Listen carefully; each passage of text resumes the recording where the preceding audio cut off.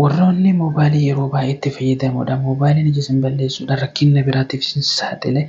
Turtiin keessan haga dhumaatti barnoota kiyya na waliin hordofuudhaan na waliin akka jiraattan isin affeera gamanumaan gara barumsaatti isin deebisa.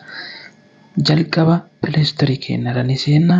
Bakka pileestoorii keenya irratti sirchi booksii kanarratti obboleewwan kiyyaa naayit iskiriin jettaniitii barreessitu obboleewwan kiyyaa akkuma asitti agartan gubbaarra jira seerchi godha.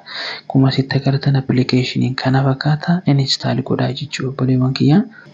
Inistaal ta'eera oopin jedhaan jechuu obboleewwan. Permishinii isaanuu kenninaanii fi asitti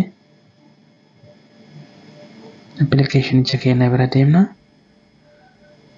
Akkuma asitti agartan appilikeeshinichi haala kanaan mul'ata jechuudha. Akkanatti qannasnee akkanatti cammarree akkanatti qannasuu ni dandeenya jechuudha obboleewwan kiyya. Laayitiin isaa bifa nama fakkaatu kanaan ni agartan jedheeti yaada. Permishinoota isaa garuu oon godhuun dagatina. Akkanatti cammarraa jechuudha obboleewwan kiyya. Laayitiin isaa rakkeessuudhaan akka isin ija keessa isin hin miine kana fakkaatti barnoonni keenya barnoota biraatti na walitti deebinutti.